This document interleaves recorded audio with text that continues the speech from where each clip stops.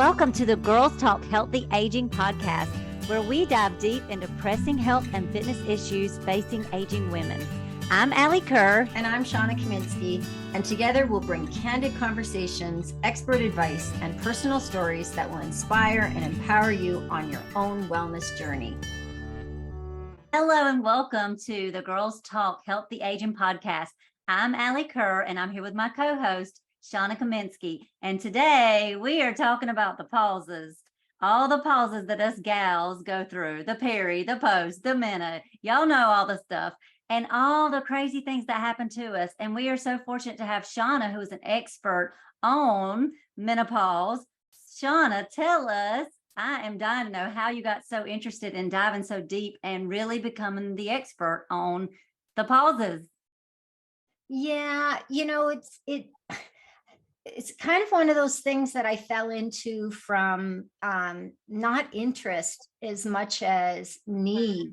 And it all started with my mom's passing about 10 years ago, because 10 years ago, there wasn't the focus on menopause that you see now in social media. It's becoming just more widely accepted. More information is available about it. Back then, it was kind of the dirty M word that nobody really wanted to talk about. Yeah. And in unraveling or dealing with the passing of my mom, I came to realize that a lot of her health issues stemmed from her being thrown into early menopause with a radical hysterectomy in her 30s. And, I didn't realize all the things that she was going through. And, so that was even before then. So there was no internet at that time. There was no resources for her. So, So it really kind of came from that. And of course, my age, because I was 50 and probably, dealing with some of the things as well. So from a personal standpoint, I had to do some investigating. So that's kind of how I became interested or decided that this is something I need to kind of dig deep into. Yeah, and both of us work with ladies of all different ages. So this is something that I know we both run into with clients, and this just the different things that they're going through. And for you, with your own experience, when did you recognize that things were changing for you? What is something you remember that really stands out where you were like, maybe I'm dealing with some pause going on here? Yeah. And, probably similar to my mom, I ended up, and this is TMI, but, we're girls talking, is I had a hysterectomy I think I was 41 at the time. And, I was left with my ovaries, but, and it's because I had endometriosis, which my mom probably had. But at that time, my mom had like everything taken, her ovaries and everything taken. And so I was left with no period, which was fantastic. No endometriosis, symptoms or anything. And so that happened to me in my early 40s. And it just never dawned on me that, hey, I guess it did dawn on me, but it's like, okay, well, what am I going to do about it? Is that I wouldn't really notice when my period stopped. And so I think I was probably around 48, 49, maybe, when I started to feel a little hot. So yeah. And honestly, I think that was one of the only symptoms that I experienced. Mm-hmm. And I know my mom was plunged into immediate depression. And I don't know about the hot flashes because I just was unaware at that age. Yeah, people didn't talk about it. Like you said, women didn't talk about these things as much before. Yeah.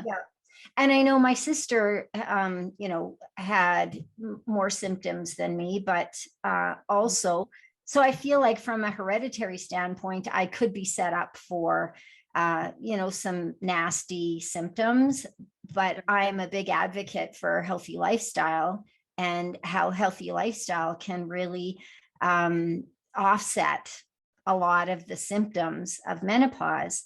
And so addressing those, I think, is the number one kind of defense against menopause.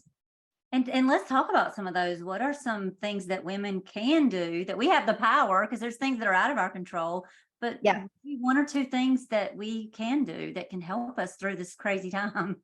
Well, I call myself a menopause expert in air quotes, but I want to qualify that I am an expert on health, nutrition, fitness. I am not a medical doctor. And so it's really important that I stay in my lane. But having said that, one of the first lines of defense would be to talk to your doctor.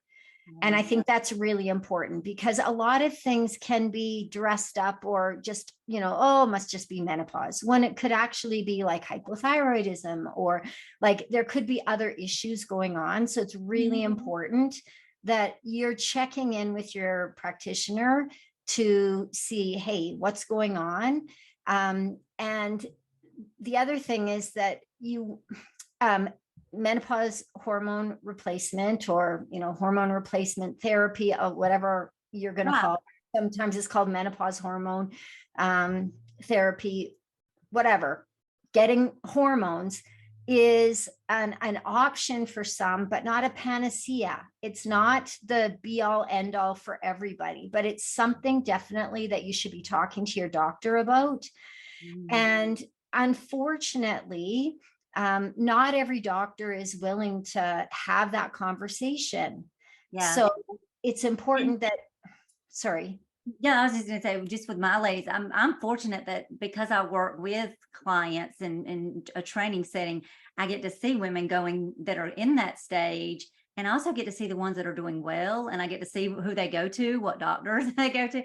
And so that has been super helpful, because there is a difference, because I mean, you want to just find the right fit with a doctor. I would think that would be a thing, because that's one thing I see is when really having the right doctor that really understands hormones in women and what's going on there can make a huge difference into the result those ladies are getting from the help and the resources. And there are I'm so glad that I'm alive now versus 40 years ago, 30 years ago, because I just cannot 20, even 10 years ago. Yes. Yeah. And the thing is a lot of doctors, number one, some of them aren't really well versed in it. They are versed in other things, and there's 34 plus symptoms. And as a woman that hasn't, just like, what the heck is going on with me? You don't even know that some of the symptoms are actually symptoms of menopause. You just know that you're not well. And so lots of times doctors' visits are short in nature, and they don't have the time to go through everything with you. So if your doctor is not entertaining, that talk, then maybe it's time to consider another doctor. And I think we're getting better. The medical community is getting better about providing care. There's a long way to go on that. One thing I do want to caution against it, and I understand, where it comes from. It's from the basic frustration of women that go to their doctor that seems to have been trusted for years, that just has no ears for their condition. It's not really a condition, but it's just a passage of life, like puberty is. But if they have they're not going to listen to them, then oftentimes they will turn to alternative medicine. And I'm not trashing alternative medicine, but I am saying that sometimes, bioidentical or compounded hormones will be presented, and that may not be the best solution, just because they are not FDA approved. They are, they can be effective, but they are, they don't have the same testing. And it's important for women to be asking their practitioner, whoever is us prescribing the compounds is who's actually profiting. So if the person prescribing the medicine is actually profiting from the compounding of that medicine, it is just time to ask more questions and maybe get a second opinion on that, because you could probably get pharmaceutical grade hormones, which are basically the same thing for a fraction of the cost. So it's really important to dig deep on this. And the reason why I bring this up is because one of my current clients is really struggling to be paying for her bioidentical hormones. But then upon further research, those hormones, like, they kind of get health washed, because you think, oh, bioidentical, that sounds great, they are natural. Well, they're made out of the same things that the synthetic ones are made out of. So there's a lot of marketing involved with menopause, which is really annoying to a certain degree, because women aren't getting the care they need. Yeah, and just finding that match, what fits you best. I have clients that do really well with, like pellets and, some of those type things. I think it is just finding what suits you best as far as your pocketbook and as far as your body. Of course, your body is the main thing, and finding that physician that understands hormones and is going to be able to give you different options and help you find the best option for you. I think, to be honest, Alli, the best option is the one that has the widest safety margins based on scientific studies. Yeah. And things like pellets and compounded hormones don't have the studies behind them. They are a multi-million-dollar business. Sure. That none of the profits are going to studies. So if I were a woman looking out for, some kind of medical intervention, I would be wanting to get the intervention that has the most proof that, it's not going to cause problems later down the road. And I do want to dispel the myth of breast cancer and hormone replacement therapy. That was from a 1990 study by the WHI, Women's Health Initiative, that was has since been kind of debunked. And that's been said to be one of the biggest, what's the word I want to say, misuse of science, that so many women suffered because women just all of a sudden stopped doing hormone replacement. Doctors wouldn't prescribe, and then it took many years to kind of turn that ship around. And I kind of missed out on that. Like, yeah. I never do hormone replacement. And that's one of the challenges. I mean, even with science, we're always learning, like we said, things are so much different now than they were for our mothers and our grandmothers. And they're going to be so much better and different for the further next generation and the next generation. So we have to go with the information, the best information that we have, and the best resources that we have at this moment. And things do change as we get new information. We learn, like with the studies you're talking about. So tell us, with your kind of things that you remember as far as watching your mom, or just more about how that impacted your journey going through this, and with the women that you now work with. Well, like I said, at the time, witnessing my mom and her transition, and I didn't even understand that it was like a radical transition, but my mom really, really struggled.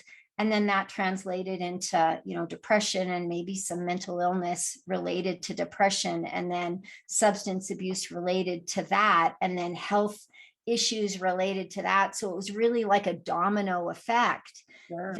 that could have been, offset with a little knowledge. And so that's why I come from an educational background. I was a teacher for 20 years. So teaching is what I do. I just have a different audience now. And so I just think it's imperative to arm yourself with as much knowledge as possible. You know, some people know more about their car than they know about their own body in a lot of ways. So learning, so I first addressed, kind of the medical, avenue to look at how to deal with menopausal symptoms. And that's the area that is, something that I say, hey, that's not in my lane. You need to talk to your medical practitioner about that. But there's so many lifestyle things, as you know, Alli, in terms of nutrition, sleep, stress, exercise, all these things that if you take care of those, some of the other symptoms will take care of themselves, because menopause is not a disease. Menopause is just it's a natural transition. We're not going to call our teenagers diseased because they're going through puberty. Right. Yeah, absolutely. Good point. And when you consider that a woman's life, half of her life is going to be dealing with menopause related issues, because they can start as early as the early 40s. The average age of like full menopause is about 51. And so if, the average age of mortality is 83.9 or something like that. Let's say 84. So honestly, for over 40 years, a lot of us are going to be dealing with menopause. And a lot of people don't even realize that in their early 40s, they might feel more joint pain or less ability to recover from workouts, or their sleep gets disrupted, or their brain gets a little muddled up sometimes. And, because this is all happening at the same time as kids are getting older, our parents are getting older, and we're in this sandwich generation of like taking care of little ones, taking care of elders.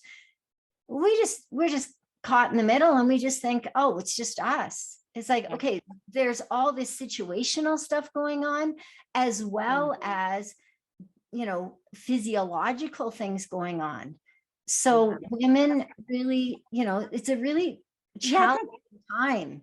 I think a lot of women don't realize, and we don't equate it to that. And some of that, as this becomes something that is more talked about and people become more aware of the different symptoms, that may change. But I definitely see this with clients that I have that are struggling and they're at a certain age. One of the things that I want them to do is get their hormones checked out and just see where they are. If they're noticing changes, and a lot of times they attribute it to stress, or and you just kind of, I know that I do this with people. I just ask questions of, okay, when did this start? And if you started gaining weight, were you gaining this weight 3 years ago? What's changed? Why did this start happening now? What has changed in your life?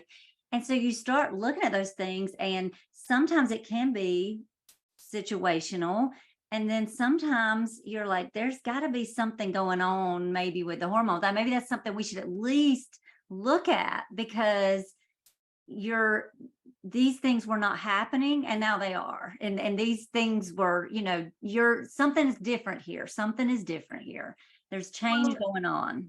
Absolutely. And, it sounds so clean and clear to say, let's just get our hormones checked. But it doesn't work that way. Yeah. Our hormones fluctuate. Even through the day. So all hormone replacement is done through symptomology. So, if you go to your doctor and you talk about all the things like low feeling, low libido,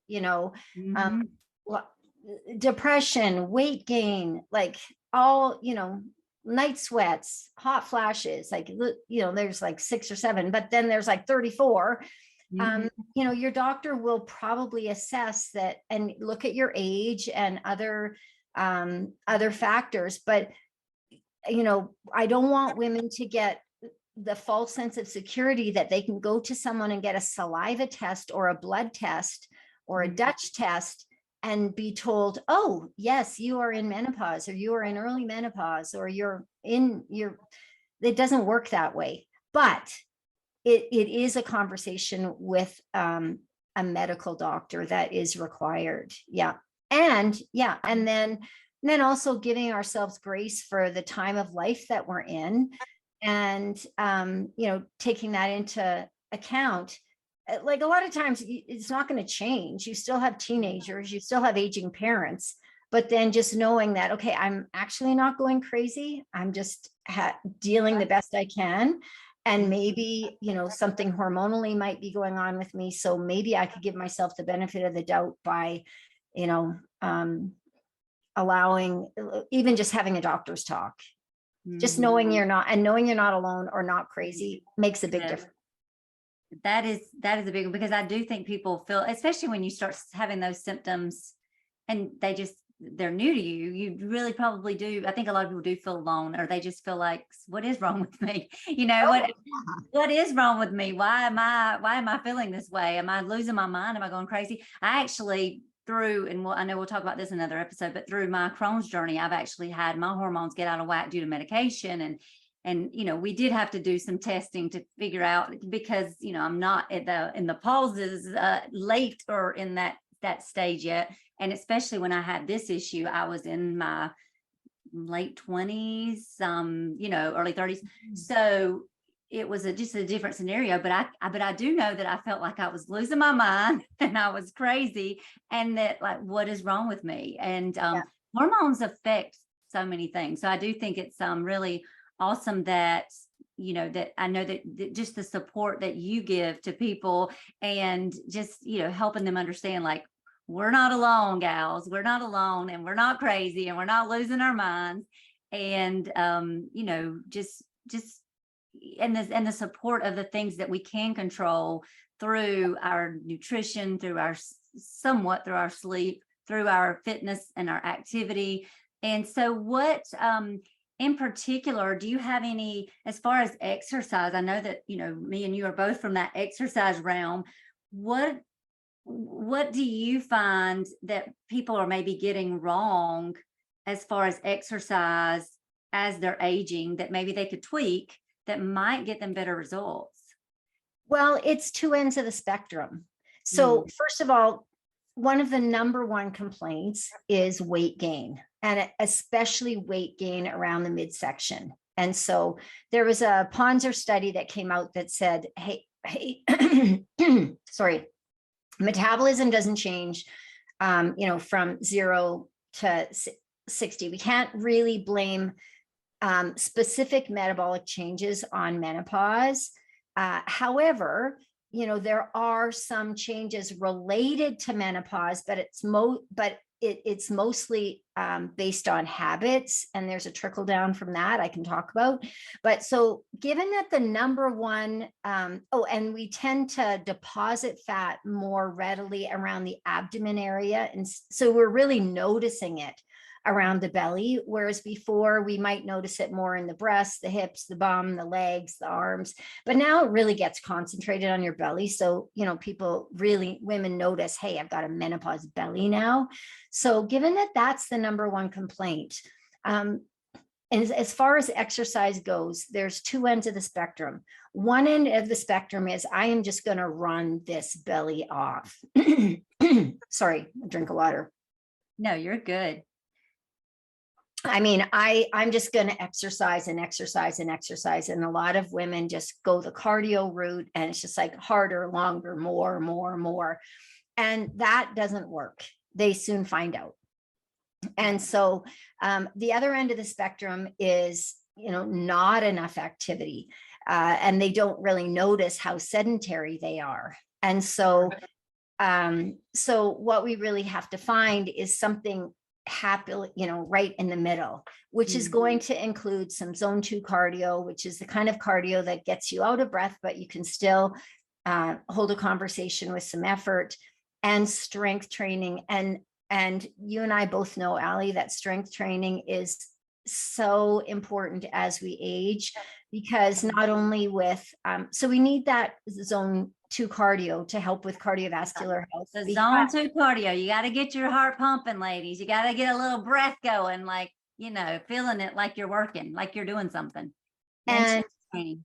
yeah, and because cardiovascular disease is the number one killer of women, so Yeah. we need Yes. to be addressing that. But then also osteoporosis is, we're Yes. at risk for that, especially as menopause comes on, because we lose bone density. And we're also simultaneously losing muscle if we're not doing anything to offset that. Oh, yeah. Strength training helps with both improving bone density and helping with muscle maintenance and even building muscle. And muscle is the metabolic fuel that keeps you going, so that you have energy, so you have shape, so you have function. And the older I get, the more I want, I am as vain as they come. I want to look good in the mirror, but I also want to be functional. And the older I get, the more I'm training for function. Yes. Yes. I definitely see that transition as just working with ladies of different ages, as the function thing becomes more important, especially when people start having grandkids and they're wanting to get on the floor and do all the things and go enjoy all the things.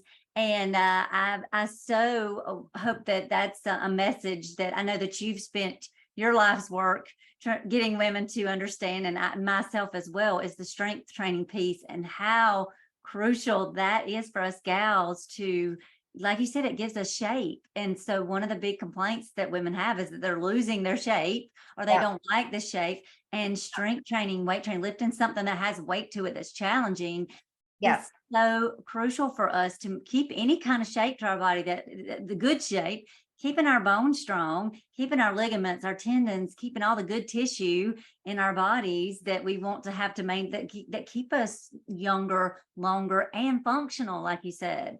So yes, that's the big takeaway. The strength training and then the cardio. I love that you point out that that is such a big thing for us gals. Is the cardiovascular disease is a big killer. It takes us out, and we're one of the things we spend time talking about is running out of time, and that we want to have as much time to do all the things with all the people that we want to in this life. And can I just mention that, when I said that, two ends of the spectrum in terms of some women are just doing so much cardio, you do get to a point of diminishing returns with the cardio, because those women are doing the cardio for weight loss. And the weight loss might be achieved through bone density loss and muscle loss. Absolutely. What kind of tissue are you losing when you're losing weight? Yeah. And so not all the same. So while they may be getting benefit from, the cardiovascular aspect of their fitness, which is important, we can't have that at the cost of losing bone density and muscle. So there has to be the balance.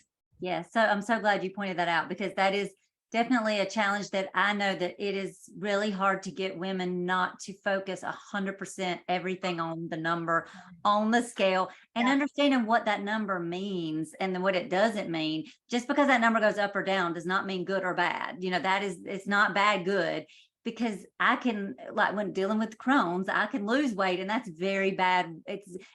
I'm losing very good tissue and good weight when that happens, and that's not a good thing. And so yes, taking the number off the number on the scale, and understanding that a higher number is not necessarily a bad number. no, So looking especially more as we age. Composition more than the number. Absolutely.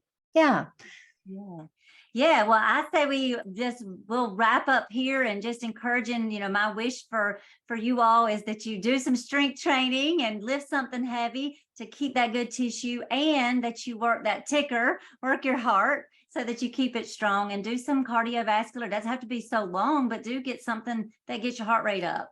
And Shawna, do you have any wishes that you want to add to that?